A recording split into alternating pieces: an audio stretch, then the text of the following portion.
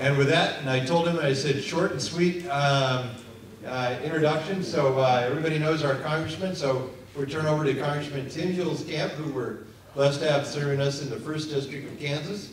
We'll turn over to Tim, and he'll run the rest of the kind of self-moderate everything, and off and running.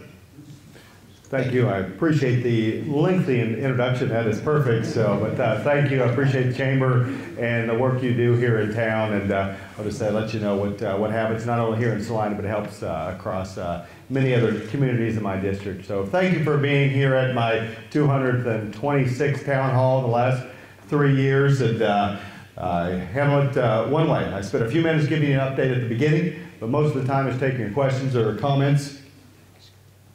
I got the lapel, that's even better. I can swing and gesture at Wadley for the newspaper. That'll be the photo. He's looking, he knows, he's looking for that one. Thank you for being here. So, but quick update, I just read a news story. They're excited in Washington, D.C. because they've reduced the deficit projection for this year from $512 to $496 billion. That's called progress in Washington, where our deficit is going to be under $500 billion. That'll probably be wrong. But ladies and gentlemen, we have a problem in Washington, D.C. We're spending more than we're taking in, and that'll be the first thing. This last week, the U.S. House passed the budget, and there was a lot of time and energy spent pushing a budget through the House, but I want to let you know it didn't matter whether we passed one or not. Why? Because the numbers were already set and already determined, and a budget in Congress is just a long-term plan without very few specifics. So, but when we get down to it, you're going to have a $500 billion deficit next year. And if nothing changes over the next decade, we're going to have another $8 or $9 trillion of deficits and accumulated deficits over that time period. Which is why this is my first chart I'd like to show you. And if you were here at the last few town halls here in Salina, you say, well, Congressman Huelskamp, that's the same chart as last year. Well, it's red. And it's not going up, down, it's going up. And this is a measure of how much our debt is going to increase over the next decade and 2 decades and 3 decades. What that shows you, if you think the problem's bad today with $17.5 trillion in debt, ladies and gentlemen, it's going to get worse. It's going to get worse. You look around this room, look around our communities, look across country. Our citizens are getting older. Many of them are retiring. The baby boomers are just hitting retirement, and that's going to drive up our Medicare, Social Security costs. And so we've got to talk about what we're going to do with a lot of different programs, not just a few of them. I'm sure we'll hear about many of them today, but there are a lot of decisions to talk about. The debate last year, the president had last week, the president had his budget, which would have balanced, proposed to balance, no specifics after a year, would balance in no time whatsoever. It would never balance. So, and that got 2 votes on the floor of the U.S. House. A budget I was promoting would have balanced in 4 years, which meant 4 more years of deficits. The budget that finally passed the House would balance in 10 years. So that's the range. Folks that say, hey, the quickest we could balance is in 4 or 5 years, and the folks that say we never need to balance. I'm in the category that says, at the end of the day, we've got to balance, and we've got to do something. And it's going to get worse more quickly. We can talk about that issue. I do get asked the question, given we're borrowing anywhere from $1 to $2 billion on average every day. Who's paying for that? Somebody's got to be given the finances. So here's a chart just that was shown back in 1970 when I was 1 year old. Most of our debt was held internally, and today almost half of that is held by foreign countries, foreign individuals, foreign companies, which is interesting. I think today in Russia, I believe they hold about $150 billion of our debt. We won the Cold War, I thought, and we owe them money, and which might dictate some of our policies over there. China, we owe them more than any other country. We owe them over $1 trillion. That impacts our policies with China. And by the way, they rejected a few shipments of U.S. corn in China on Friday or Thursday because they have a credit problem internally to China. And so if you're expecting China to continue to funnel us money, there are some problems over there credit-wise. But nevertheless, despite China's problem, there's somebody at the Federal Reserve that's been very helpful paying for all that debt and buying it up, and that's the Federal Reserve. And this is a chart of our money supply, and what has happened starting under President Bush and continued under the current president was a massive spike in our money supply. And historically, that has always led to hyperinflation. But This is the entity that's bought up a lot of the debt in the last 4 or 5 years of the issuance of that. And you can't do that forever because they don't have any money to buy it up. They're printing money to buy our debt. And that creates, I believe, long-term problems. So we can talk about that. Additionally, we can talk about something Congress also doesn't control, and that's regulations. Regulations are not approved by Congress. I wish they were. We passed a bill through the House that said all major regulations would have to have approval of the House and Senate. But I asked my staff to put together some of the regulations we get the most complaints about in our office in the last 3 years, whether it's making it illegal for most kids to work on most farms, a proposal now from the President to capture livestock emissions or do something about those. The President's proposed to reduce dairy emissions by 15% by 2025. Ladies and gentlemen, the only way I know about how you do that is you reduce your dairy herds by 15%. And last thing we need to do is be reducing our agriculture industry. A few of the other things we know they're still working on, the EPA would like to ban farm dust. That's been an ongoing battle, and frankly, there's one way to do that in my mind is make it rain and make sure the wind doesn't blow. And a few of these other things where we identified those things we thought we stopped. But you know, I just mentioned one of this livestock emission deals was stopped until just a few weeks ago. And the regulators are at that again. And one particular regulation that's coming, maybe not this far east, but the feds have proposed to list the lesser prairie chicken as a threatened species. And currently we have a hunting season in Kansas on the lesser prairie chicken. I understand it's pretty tasty. But the biologists I know said, you know, you shoot, by the way, they're kind of sexist in this hunting season. You can only shoot the male lesser prairie chicken for those who don't hunt. And it does not really impact the population. But the feds announced when they issued this regulation that the hunting season was over in Kansas. It was never going to happen again. Well, Kansas never approved that change. And so, but we can get into that. We have this Ark River Shiner issue, which is all over Kansas. We caught a federal agency trying to reintroduce endangered species in the middle of a drought in northwest Kansas. Actually, local county commissioners, by the way, says we're not going to do that. So we can talk about regulations. We've got plenty of issues. So I want to go ahead now and open it up to your questions and comments. And the floor is now yours. Yes, sir. I know where you stand on it. Let's get a microphone. I'm sorry about that. No, hold it if that's I know where you stand on the TPP, and I agree on that. My only concern is where do you stand on the fast track authority to be given to President Obama, which will allow him to sidestep Congress yet again? I don't trust this guy at all. None, zero. Yeah. TPP is a proposed trade agreement in the Pacific Rim region, which I believe would have tremendous benefits, particularly for Kansas agriculture, plus a lot of other exporters here in the town of Salina.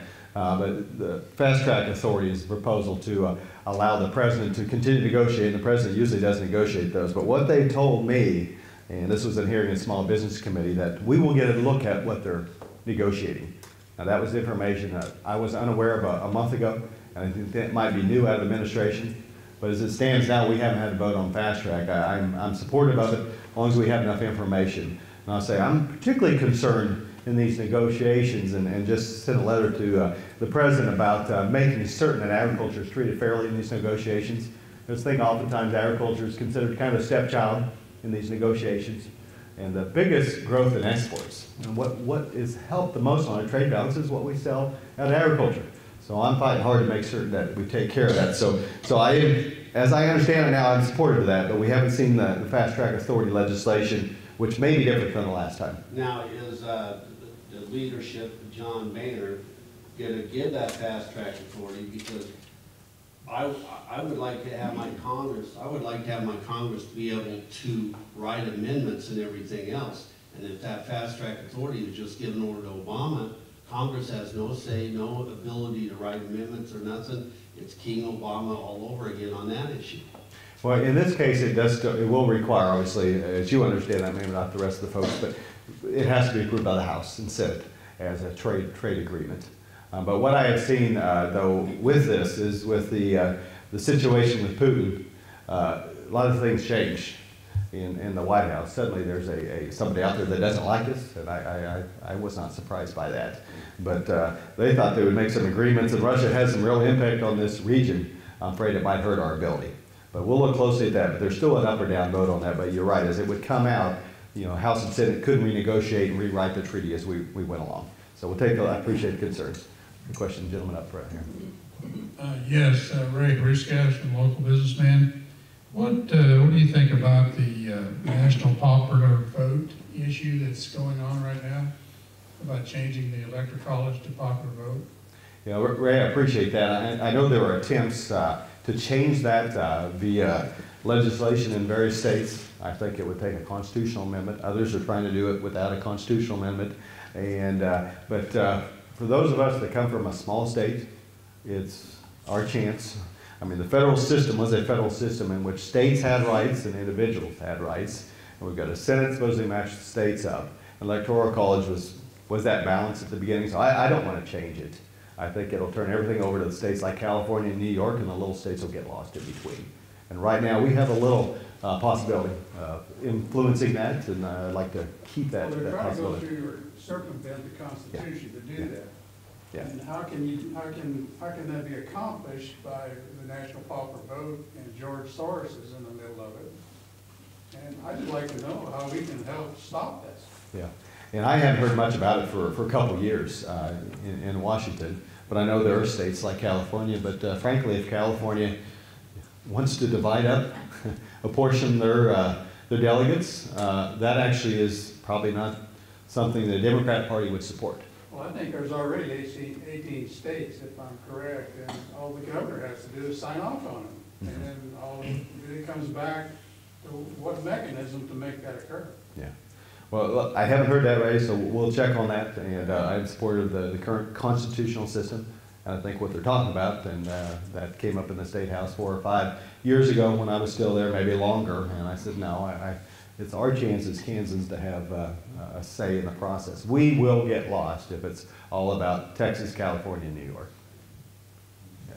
Microphone, yes, sir. Gary.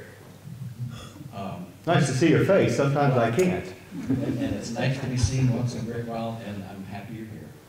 What's the single most important one thing that you've done that's been really good for Kansas, and then on the other side of that, the single thing you really want to get done and just haven't been able to get there? Those are great questions, big questions. It's kind of one I think my wife asks me that about every week. I go back and forth every week, and I got to answer the question, is this all worth it? Because my home's in Kansas, my family's in Kansas, my heart's here, my farm is here, and it's a lot of time on the road. But seriously, what is the most important thing I think I've achieved? And people can look at it. One thing I guess I could say that we've been able to do that I didn't feel like that was possible in this position is being an ambassador for Kansas agriculture, to go to the Japanese embassy and say, hey, we produce great beef in Kansas. And we were there to help them after they had done some things at home that opened up their beef market. I've got a letter sitting on my desk. I need to review and send them another letter and say, hey, we'd like to continue to supply beef and more dairy products and do those kind of things. And I didn't think I'd be in that kind of position to get that call to go to the embassy and be ambassador. Same thing for Vietnam. The Vietnamese ambassador, when he first came, there was one newly appointed 2 years ago. His first trip in this country, once he came to Washington, D.C., he wanted to come to Kansas and see how our pork was produced. And that was a pretty proud moment, to go to Washington County, Kansas, Washington County, and to be there and say, here's what we do, here's what we're proud of. And you go back and tell them. And the ambassador was there, and I told the story elsewhere, but also there was the ambassador's wife. And I can say this because I'm a short guy too. She was about this short, had this high heel. She walked through this pig barn, and she was shocked and amazed of how clean it was and how the product, and she was just, I'm sure she went back home and says, yes, let's import more Kansas pork. So that's I think a high point of some of the things we've been done. We've passed plenty of things as well. The difficulty though is to me is on the spending side of how we have a $500 billion deficit, and it's come down. It was $1.3 trillion when I started. I guess I could claim credit for cutting $800 billion, but that's not the case. Spending was going to go down. But as it's set now, the track is still for another $7 or $8 trillion in deficits, cumulative deficits added to the debt over the next decade. I don't think we can do that. And I think far too many folks in Washington are believing the status quo, and I don't. So I wish we had done more on that. So more work to be done there. Gentleman in the back there. Congressman Huelskamp, Yes, sir. I heard that there's a bill before the legislature, 2553 if I'm correct. And is, it doesn't sound right to me, but it said something about that the state of Kansas would take over Medicare. Could you explain that? I appreciate that. There might be, there's a bill at the state level that would allow states to work together in a compact. There's like 9 states, and it has to be approved by Washington, that would let them work together for Medicaid. They're not going to take over the Medicare system. And also allow folks to perhaps buy within, across state lines, within that compact as an alternative to the President's health care plan. And it would allow more regional and local control of that. And so the state did pass that. I was supportive of that. But I see Senator Archie back here and did some good work on that as well, and visit with him about the particulars. But they have no intentions on the Medicare. It's the President's health care plan and some of the Medicaid. And you know, the approach in Washington generally is, about every program, whether it's a Republican or Democrat program, it's a one-size-fits-all. And you know, what you need in New York City is not what we need in Salina, Kansas, in my opinion. And this would be one of those proposals. But I think we have 9 states that sign on to this, and it would still have to be approved by the House and Senate, but not the President. And compacts are very common, but not as extensive as this. Gentleman, with a question up here. Thank you. Yes, I'd like to know why the Republicans are trying to screw up our voting rights. Why don't they just leave it alone and let us vote the way we've always voted? And you'll get a lot more turnout. And also, while I'm on it, why can't you people back there in Washington repeal that posting refunding, the Postal Service? You're putting an awful lot of responsibility on the Postal Service, and they've never done anything wrong to the government. Let me ask a follow-up question. I didn't understand on the voting rights issue. What are you referring to, sir? What? What were you referring to? What was the proposal? They're changing now.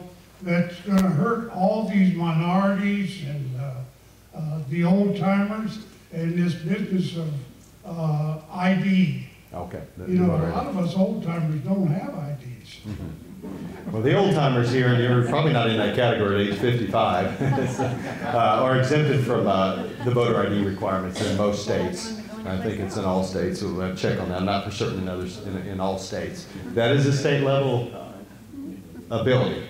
Now, in 1994, the U.S. House and Senate and the President passed and signed the motor voter requirements, which for the first time put a brand new bunch of federal requirements on there. And I was serving in Topeka a few years after that. If you saw a lot of closing of your polling places around counties, it was because of that. And so that reduced access, which was a mistake. But as far as making the voting site secure, I think it makes sense. And I looked at your election results here. I think there were 4 folks that didn't show up with an ID.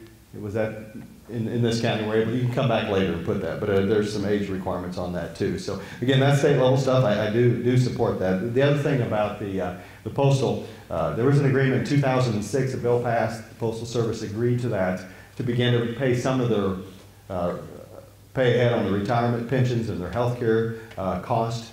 And since then, the revenues have flattened or gone down, which has created some massive deficits, sometimes almost $1 billion a year, I think was the number. And so they're hemorrhaging. Actually, I think it's greater than that, almost $1 billion a month.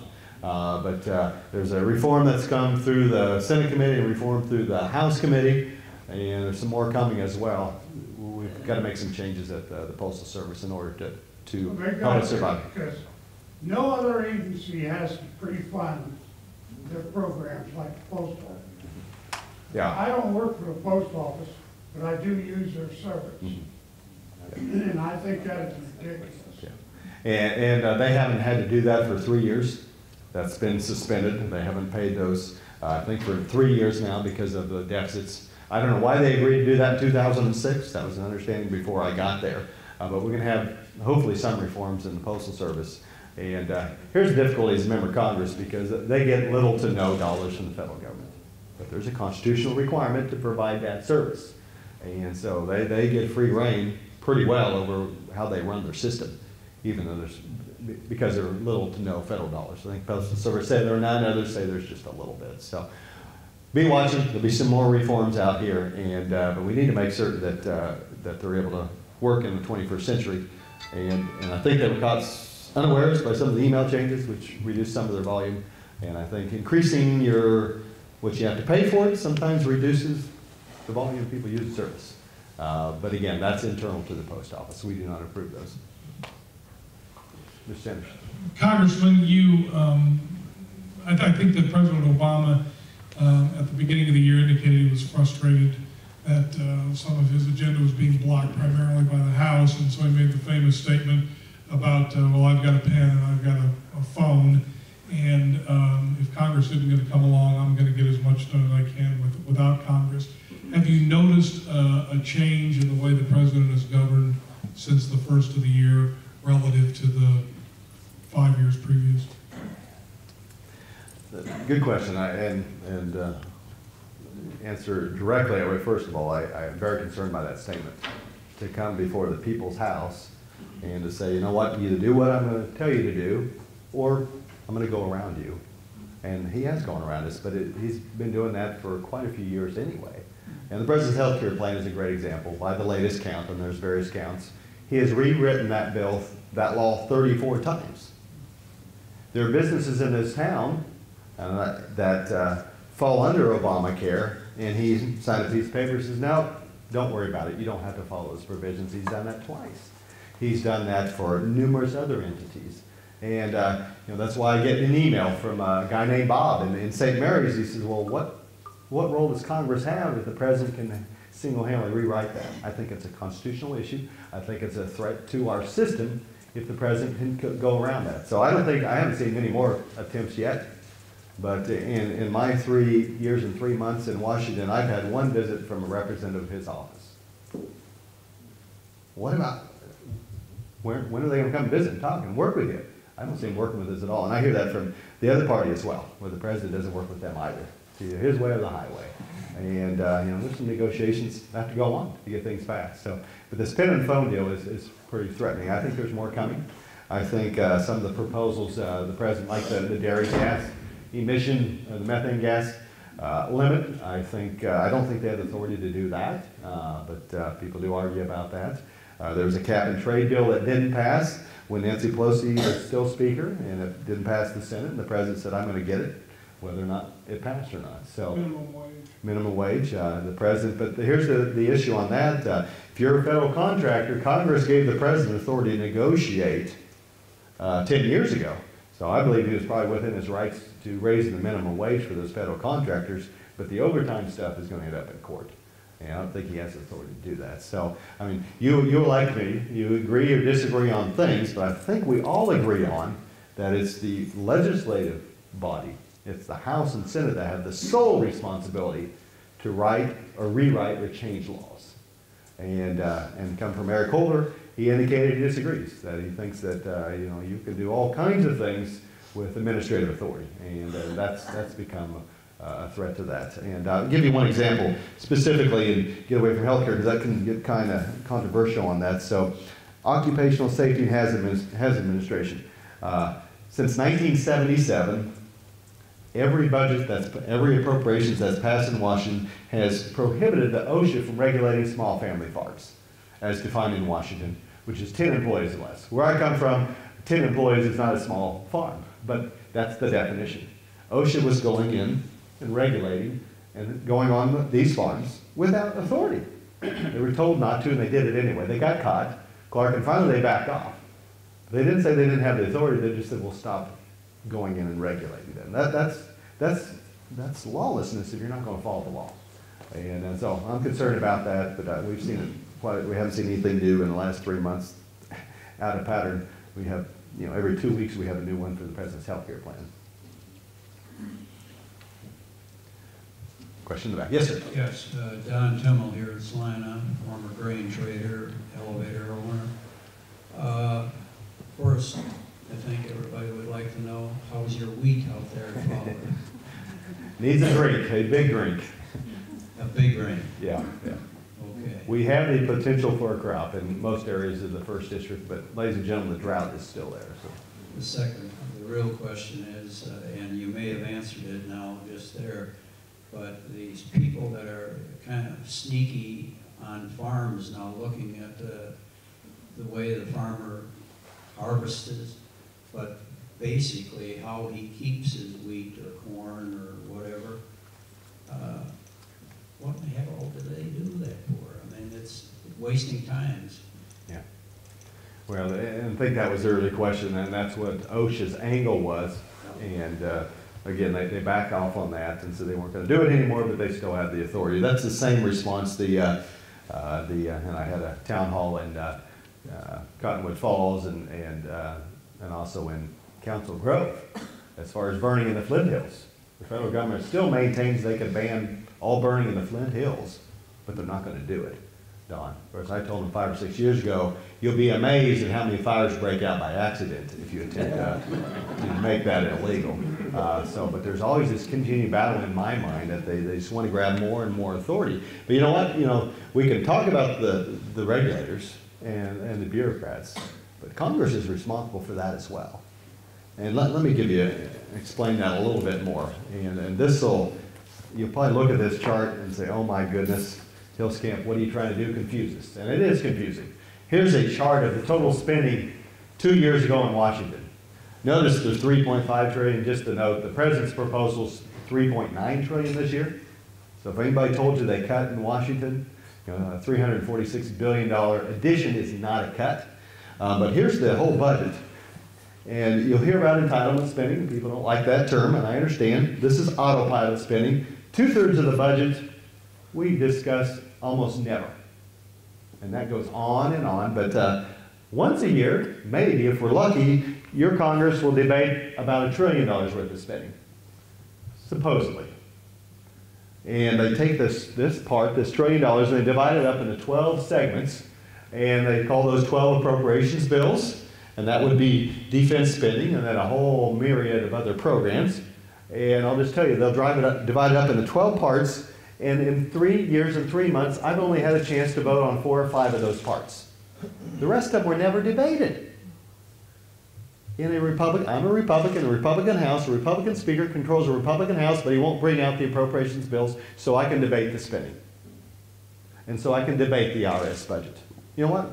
We complain about the IRS in a lot of places, and especially tomorrow. Well, why isn't Congress ever debating the IRS budget? Why aren't we talking about the money they spend? We can spend, and the same thing about HHS. I've never even had a chance to vote on the HHS budget or offer an amendment to it. And so I push hard on my leadership, say, hey, let's do our job.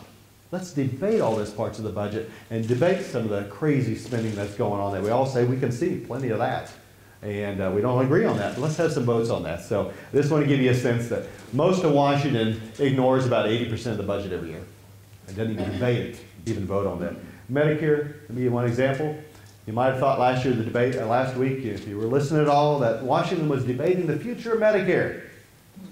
Ladies and gentlemen, they were debating 2 paragraphs. That's not the future of Medicare. Medicare is thousands of pages.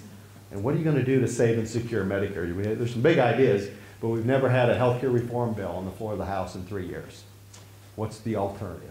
We've again not debated all these appropriations. So I've been pushing, say, let's do our job. Just because it's April doesn't mean the election is like tomorrow, which is what most of Washington thinks. And it's time to do our jobs. Jerry. My name is Jerry Enriquez. I have 2 questions. Number 1, did you check with the Bureau of Land Management to make sure that this was a free speech First Amendment zone? I don't know if you've been following that, but I've never seen anything in my lifetime, especially when I'm into free speech and our rights as the First Amendment. That was atrocious. Number 2, and here's my question, when's the last time we've ever seen where they brought in German Shepherd attack dogs, they brought in snipers in Nevada, and we turn around and we talk about, and who knows if he was lawless or not, but we have illegal immigrants coming across the line all the time, and you don't see any pictures of German Shepherds and snipers coming in to control that law. But I just think we have some federal agencies out of control, and I'm really nervous about the EPA, and I'm nervous about the Bureau of Land Management. I could go on and on and on about government's overreach. Jerry and I don't know any more about that situation than what you and I both have seen on television. most agencies do a fantastic job of telling me absolutely nothing, even when asked. And this is a great case in point. The best news is that we have very little land under their control in Kansas. And so that's a good sign. It's out in southwestern Kansas. It's in one plot. And I think that's where they ought to put the lesser prairie chicken. But that's my personal opinion. That's the acres they need. So, but folks look at that and they match up with everything else. They match it up with the IRS going after people they don't like and say, you know what, we can't trust anybody in Washington, you know, including every member of Congress, every senator. And so we're going to send letters along with everybody else. What's going on over there? What happened in Nevada? What was the real story there? But yeah, the idea that the federal government would be having 82 vehicles and all these people out there and over dispute is, I'm thankful it didn't end in violence. I think I know why it probably did not, is because there were videos. Thank goodness for people watching what federal government is doing. So, but you know, then you hear stories about the EPA with drones. They did use drones to spy on family farms and feedlots. I don't think they should be doing that at all, and they supposedly quit doing that. But again, who do you trust? And I'll give you another example, which I think even everybody in this room probably could agree on, and maybe not. But here's our position. I don't think the federal government should be spying on your phone calls or emails unless you're a terrorist. I just don't think so. But I asked the NSA that question, were they doing that, and they won't tell me. They not only won't answer my question, they basically, well, they won't answer the question, and the response essentially is this: you don't deserve to know. So I'm your congressman. I can't answer your questions about NSA. Even if they were secret, top secret, they don't tell me those things, Jerry. So I don't trust them either. And every time we hear from the NSA that we're not doing that, the next week it's like, oh yes, we are. And they have been tracking your phone calls. They can locate where you made all your cell phone calls. They have that data. I'm not saying they're listening in on every phone call, but they know who you called. So when I call my mom to say happy birthday, that's on the list somewhere that I called that number. And you know what finally got the Senate's attention is when the CIA was caught spying on senators. Suddenly Barbara Boxer didn't think that was a good idea anymore. So this is all part of that of, I think, a growing apparatus in Washington that's looking after citizens much more than we want. But we'll try to see what else we can find out about that Nevada situation. And it is quite scary. Yes, Tim, thank you for your service. Thank you. And is there anything that Congress can do to rein in these agencies, the EPA, BLM? I mean, you guys originally gave them the authority, I mean, years before you were there, of course, but the NEA, all these agencies, can you take back anything like the new health care bill, basically just turn it over lock, stock, and barrel to HHS? Now you've got no say. Is that going to keep happening? Is there any something to limit it? Well, that's what we're talking about. I appreciate that. To me, you know, as indicated in the Constitution, the power of the purse is with Congress. And there's not a dollar that can be spent without approval of Congress. But now, as I said, most years they don't look at but 20% of the budget. Even the $1 trillion we look at, they only look at 4 or 5 or 6 parts of that 12. But EPA, we've actually debated their budget every year on the floor, and we put in there, at least on the House side, for example, thou shalt not regulate farm dust. And the Senate has taken it out, but there's plenty of other provisos. So we could go in there, for example, and say, thou shalt not list the lesser prairie chicken or regulate on that basis. You can put that in there. But if you never, for example, look at the IRS budget, we could put something in the IRS that would require anybody who refuses to testify truthfully before Congress would lose their job. We could put it in there and she would be gone, but not unless we bring the IRS budget out to the floor for the debate and those kind of things. So it's the power of the purse that Congress is willing to use it.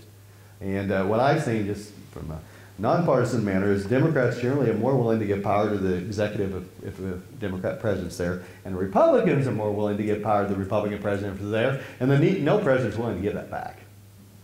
And they're all continuing to take that. So at the end of the day, you have more and more power consolidated in the executive branch. And then members of Congress complain all about it. I've heard my leadership complain about it, but they never bring their budget to the floor. So we can have those debates and actually limit the authority of those bureaucrats. Absent that, you can pass a bill, but the bill has to be signed by the agency, by the president, who has appointed the secretary. You know, that's the problem with, we have the authority to undo major regulations, but the president has to sign on. And what president's going to say, I don't like that regulation, and not stop it before it's implemented? That's happened once between administrations. George Bush signed a disapproval of a regulation that was under her previous administration, but that is the only time. So we're pretty well left with the budget. And if Congress is not going to do the budget, then you're pretty well left of just complaining, spitting in the wind, and not doing anything. Ashley, some folks up front here. Honestly, if they don't get all these agencies reined in, where are we gonna be in 20 years, honestly? If they can't control some of these people? Well, where do we end up in 20 years if they don't rein in these agencies? I mean, every part of your life, if there's more that can be controlled and known about. You know, it's one thing maybe 30 years ago to talk about what agencies want to do, but now we have a tremendous leap in technology where, you know, they can track and do all kinds of things and know what you're doing. I'm concerned. I'll say this is an issue that have some folks like myself, and I am a conservative Republican. We can sit down with liberal Democrats and say, we're worried about liberty issues. And it's pretty amazing on this issue about NSA spying. We had an amendment on the floor that I helped force our leadership to allow the amendment back last summer. And this was an amendment that was opposed by the President of the United States, was opposed by the Republican Speaker of the House, John Boehner, opposed by the former Democrat Speaker of the House, Nancy Pelosi, was opposed by Harry Reid, opposed by the NSA, opposed by the CIA, and we came in within 5 votes of passing that. Since then, we've had another 10 months of revelations about the NSA violating the Fourth Amendment, in my opinion. I think we'll pass that amendment this summer. And that, to me, shows you how concerned Americans are about their liberty. And you know, whether or not they agree with these agencies, I think we have to agree on is if you don't have the authority to do that, you can't do it whether you want to or not. And that's where I see we're making some progress on that. Yeah, Ashley, that gentleman here. I've got to bring up health insurance. I've been an agent in Salina for over 50 years. I had a policyholder call me up a month ago or so, and their premiums under the new health care plan were going to be 3.5 times as great. And just because Barack Obama says he's going to make these changes, I called the insurance company because he said people are going to have additional time to keep their plan. The companies don't go by what he says, let's put it that way. So, you know, people used to have freedom of choice in this country to pick out the plan they wanted to. But not anymore. You got to buy this one thing the government says you got to have. Otherwise, you're not going to have coverage. So I just think they took over 1/6 of the economy in the United States by passing this health care deal. And I just don't think it's anything to do with free enterprise. And I think it's a big mess. I'd like to know how many people lost their coverage because of these increased rates, as well as how many are being added on. Let's get some accurate figures, you know, on what's going on in this country. Yeah, and I appreciate that. I appreciate you being an independent agent, or not independent, because what I understand from folks at HHS, you're probably not necessary anymore. Because we'll let the government pick those plans. And so agents, independent insurance agents, have been a tremendous part of our healthcare system, helping make those choices. Now we'll just turn it over to navigators. And so I have some real concerns about that. But it's hard to get accurate numbers. It's hard to get accurate numbers on anything, whether it's USDA or HHS and those kind of things. But the numbers we see today is that, as I understand them, and we believe there are more people uninsured today in Kansas than there were before the President's health care plan went into effect. And I thought the goal was to bring more people on insurance. But again, it is hard to get those numbers, and people can argue about the plans they're getting or not. All I know, one thing is I know personally, I have to explain to my wife, she just asked me that over the weekend, you know, Tim, why did you pick that plan? I said, you know, dear, the deductible that went up, the premiums that went up, the less things that are covered, the fewer choices we have. My premiums went up 83% personally. I am forced to be on Obamacare, for the record. I said, dear, I had no choice. I had one choice. That is not a choice. And you know that. So you might as well just turn over. You have no choice. You don't need an agent. You just need to fill out the paperwork. But one other thing I will note, just observation particularly from our rural hospitals, and your local hospital does a fantastic job with working with some of the more remote hospitals. Thank you for that work. They do a great job of working together, them in the Sunflower Network.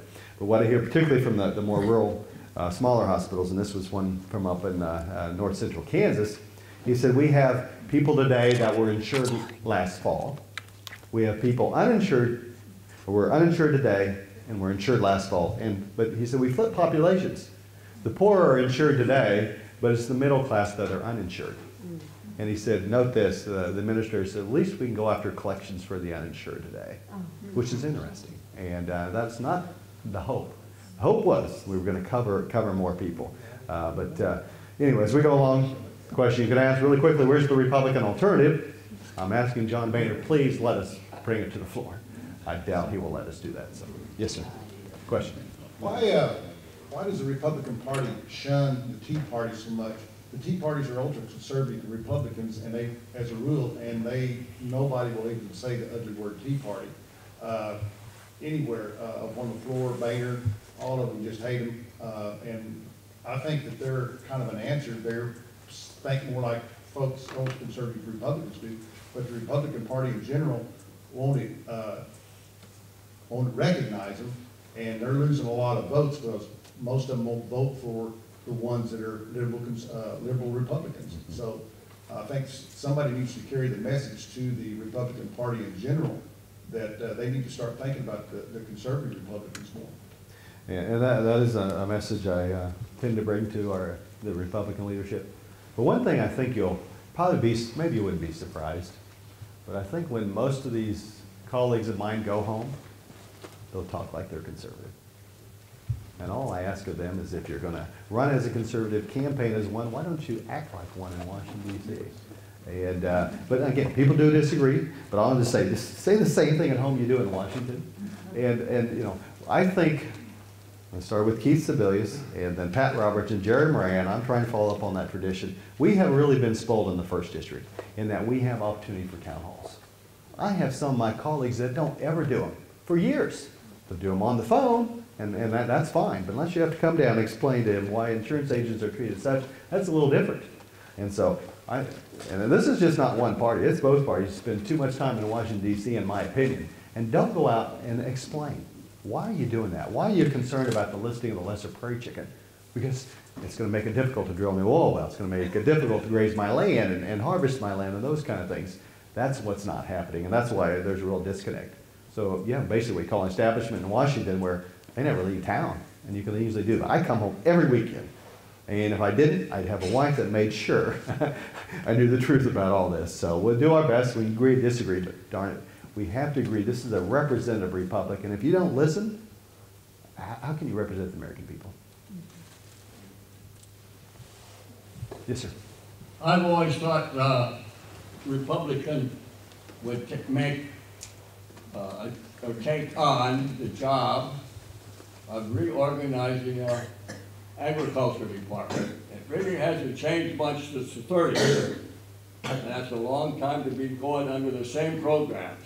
Yeah. Something has changed, but not that we don't make any changes. Yeah, and the Farm Bill just passed. I'll say there's been one big change in the Farm Bill, and the USDA, it used to be the Department of Agriculture and Farmers. It's no longer that. 80% of the Farm Bill's food stamps and nutrition programs. So what it used to be, that was a small part of that when Bob Dole put food stamps and the farm programs together. So in '73, it was, we can't even find the figures. We think it was 20 or 10% was food stamps. Today it's over 80%. So that's the USDA focus. And I think potentially that would be good. You want to take those, put them in another department, so USDA can focus on farmers and agriculture.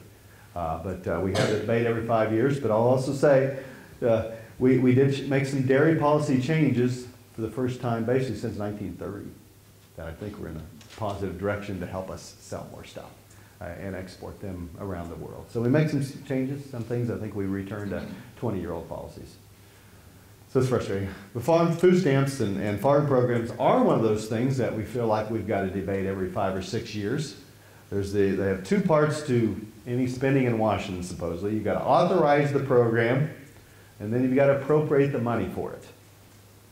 I was visiting with someone the other day, I don't remember what the program was. We've been spending money on it for 18 years without the legal authorization to spend the money. Well, who's going to do the job up there? So at least we had a debate on foreign policy. At least we're honest about that. And we can argue about what came out of that we don't have enough work requirements for food stamps. That's my opinion. And the right and wrong direction, some other things. But that is not the case in many policies across our federal government. Follow-up? Yes, sir. Ashley, young man, follow-up. One more thing. I think one of the poorest jobs we're doing is looking after our veterans. And I don't think there's anybody, and very few congressmen have been in the military. But I think they should have a real reason to listen to what's going on in the military and our wounded people who are sacrificing lives.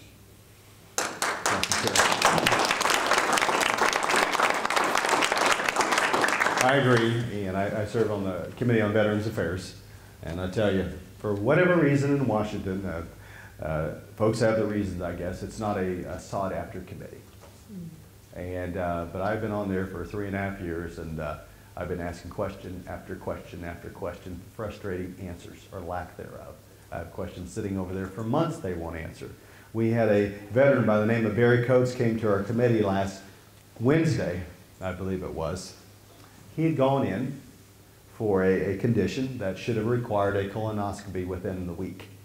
It took him 13 months for the VA to approve that colonoscopy. He is now in stage 4 rectal cancer. He will die early because of a failed system. And nobody's been punished there. They won't tell us what happened. We also have a list of 23 preventable deaths of veterans who died because of delays in care. And it's not because of the budget. The budget's been going up like this. But it's how we spend the money. And we have some really great care going on in there, but then we have failures in the system where nobody's held accountable. Where 2/3 of all the senior executives get bonuses, even if they do a poor job. And I've asked them and questioned them, and you look on the internet, I'm going to ask the tough questions, because our veterans deserve that care. And one last example locally, Fort Riley's in the district, and they were showing me around at the fort. I've been on the base numerous times. This one, I wanted to see one of the wounded veteran programs that they have on the base. And they were walking me in this room, and they were all following me and leading me in the room. I says, no, I want to talk to the warriors without anybody else in the room. And here's the shocking story I heard. And they're still in the DOD care. I said, would you like to start in the VA? Would you like to get your care from the VA? And every single one of them says, no way, sir. We do not want to go in the VA system. And we're trying to understand what's going on there, what kind of understanding it is, how can we improve the system. That's not a good answer. So rest assured, we're on that. I'm not a veteran myself. I had eight uncles who served our country. There's only one left living. There's a 95-year-old Army chaplain who I sometimes talk about on the floor, who had twice earned the Purple Heart. And for Father Leonard, that's where we're working hard, trying to make certain that they get the care they deserve. And again, I repeat, there's good care going on, but there's cases where you've had absolute failures in the system. And in that case, Barry Coates should have had a colonoscopy within a week, and nobody will explain why he had to wait 13 months and will probably give up 2 years of his life because of that.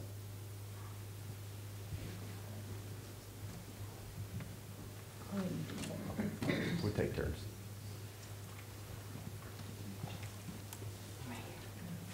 There.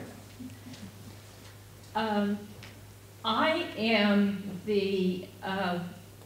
actually the State Board of Education member from this area. And at our last meeting, I'm going to go back to FDA because they have evidently just come out with a ruling that if you are having what should I say? Foods that aren't considered to be the very best, like cookies and so on. If you have a food sale, organizations would have those kinds of food sales. They have to be regulated in some way. We are required as a State Department to make those rules. Actually, it's the State Board of Ed. Otherwise, schools will not be able to have any kind of fundraisers during the school day for organizations that normally sell things. So, are you aware that they've made that demand? And is there a way for us to put it back in the local district's hands instead of requiring us to make a decision that limits how many they can have per month? I know some about that. That's, there's literally thousands of regulations coming out over a month time.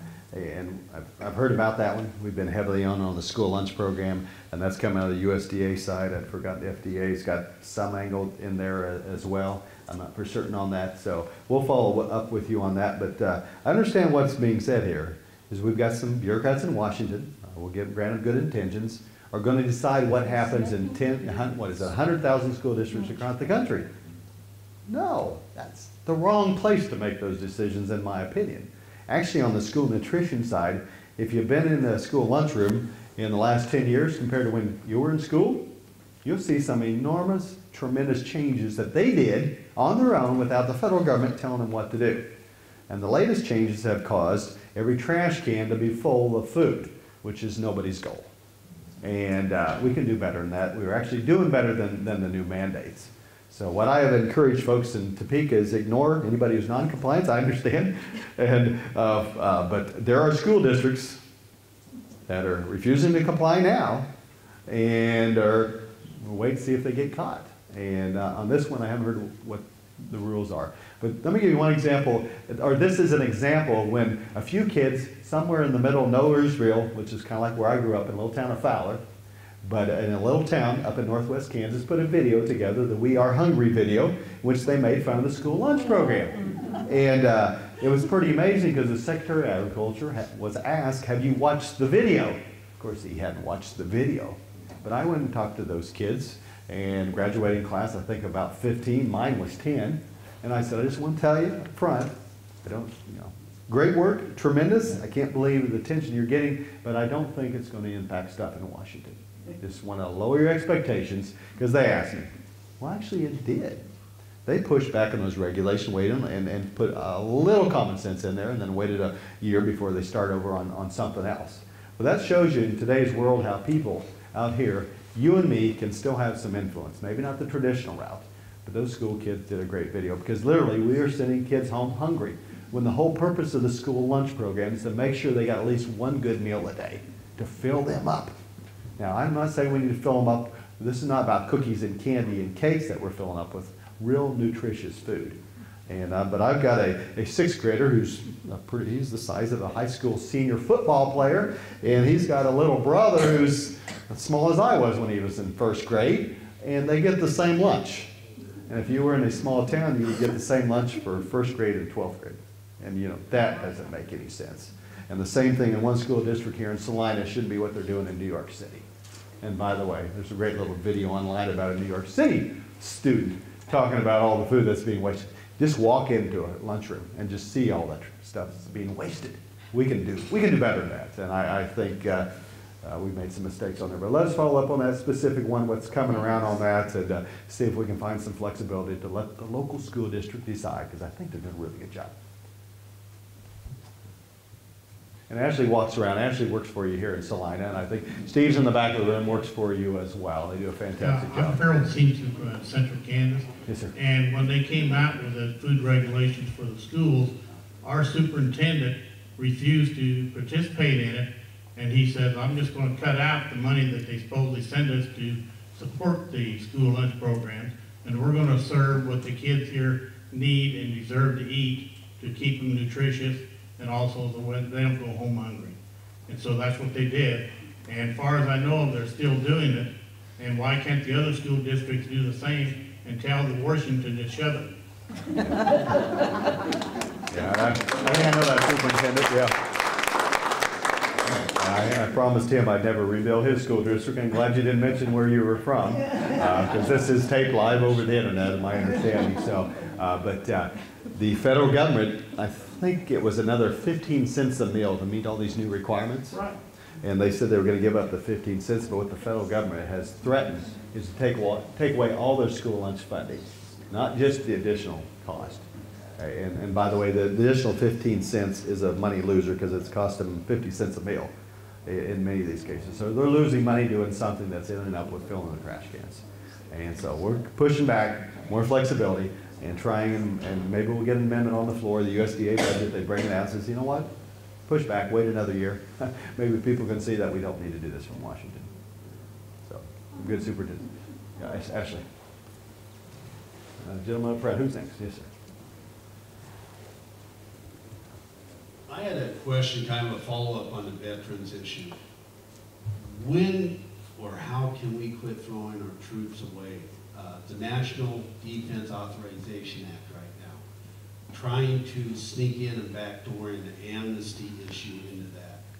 How much more money are we going to take from our young men and women, our retired veterans, our wounded mentally and physically wounded troops that give us the most precious thing in life, and that's their lives on the line. But yet, every time it turns around, many in Washington basically spit in their face. And I just think it's sickening. And I ask you, where's it standing right now on this new vote where they're trying to backdoor yet another bill or an amendment in there to take more money away from our troops? My feeling is leave them alone, take care of them because they take care of us. Yeah, that was in the president's proposals. There was a lot of parts of that. I just met with folks from the Military Officers Association from here in Kansas. By their estimate for an entry-level officer, that's going to cost them $5,000 a year in lost pay, lost benefits, additional costs. $5,000. I don't think that's going through the House at all. Remember when the president presented that plan, it was before Mr. Putin took over Crimea. I think everything changed. For me, I guess I wasn't surprised, but I didn't think Mr. Putin was that much of a friend. Apparently the White House thought otherwise. But beside that point, that was proposed before. I don't think the House is going to approve those cuts to our military men and women. But what I am asking for, and I don't think Republicans or Democrats do a good job, is outlining exactly what is the mission of our military. Exactly where are we going to send them around the world? Where will we risk American lives of our men and women at Fort Riley? And I don't think either party's done a good job of having a very clear mission for our military. Well, one concern too is he going to backdoor amnesty in a sense of saying if you served in the military for us, then you've served this country. To me, it's just like he's not focusing on spending money on our troops that are right there right now. Well, the proposal indicates actually a Republican from California. Maybe the president's in favor, I don't know, but it's a Republican from California. Denham is his name, and I just visited with a few folks on the committee. I don't think that's going to pass. If you're going to do something like that, we should do it in an open bill on the floor. But NDA does become a rascal for a lot of things they add on there. But I give it credit, at least we're authorizing and debating much of the military spending every year. With most programs, we're not doing that. And that's where we have the debate about some of the NSA stuff and numerous other things. So at least we have that opportunity, but I don't expect that to be part of the bill. Thank you. Yeah. Other questions? Comments? Sir, yes. Top of the hour. So top of the hour? Until about 4. Okay. Well, I want to wrap me up. I want to thank you for being here, and I do have a few requests. I always end up with an ask, I guess. So, number one, I do have an electronic newsletter. Please sign up for that. And if you have not, it's seen it, the description of what I do every week or what I don't do, what videos are over there. It is amazing with technology where you can hold me accountable. And I challenge anybody, you look at that video and see if I said anything different in Salina that's different in tone or whatever I said in Washington, D.C. Because we should be saying the same thing both places, in my opinion. Number two, I ask you to pray for our nation. Please pray for wisdom in the White House, wisdom in the Congress. Please pray for my family. As I said, I travel back and forth to Washington every week. My family stays at home.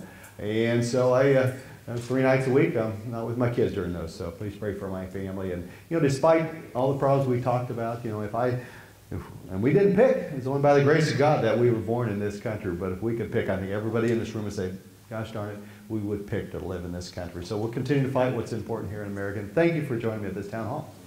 God bless you.